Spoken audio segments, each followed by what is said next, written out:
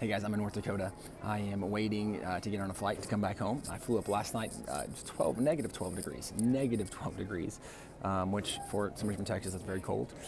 So I had to wear a suit this morning to committee. I got so cold, so I put on warm clothes as soon as I could. But back to committee, I was there to testify on the history and tradition of the Ten Commandments being used in public education. And I was able to document, look, from the time of the Pilgrims up until 1980, the Ten Commandments were part of the public education system. And went through a lot of that because since the more recent Supreme Court rulings, the Coach Kennedy decision and even the Bladensburg Cross decision, the Supreme Court has changed what is considered to be the standard. And so they say, look, if there's a long-standing history and tradition, there should be a presumption of constitutionality. Also, the Lemon test would have been used the last 50 approximate years to stop any kind of religious activity or expression in a lot of these public places. That was overturned in the Coach Kennedy decision.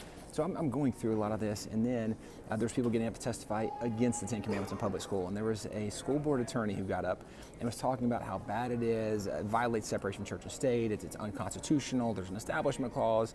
And one of the state reps just had such a great question for her, and he asked her, he said, I hear all you're saying, constitutional stuff, like I hear what you're saying.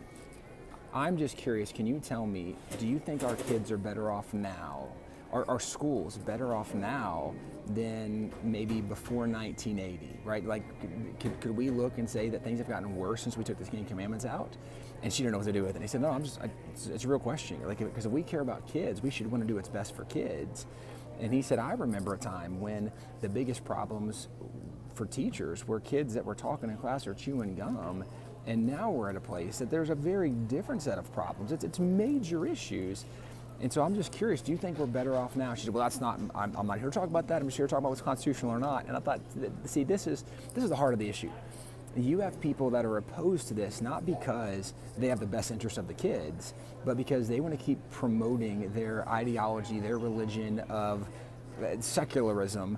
And instead of recognizing what the Founding Fathers knew long ago is that religion and morality is the foundation that allows us to succeed as a nation. But why we can succeed as a nation with religion and morality is because when that's in the heart of kids, kids do better, which helps our nation do better. I just thought it was a great question. Are we better off now than we were when we had the Ten Commandments? And if not, maybe we should put the Ten Commandments back. It's a great way to look at it.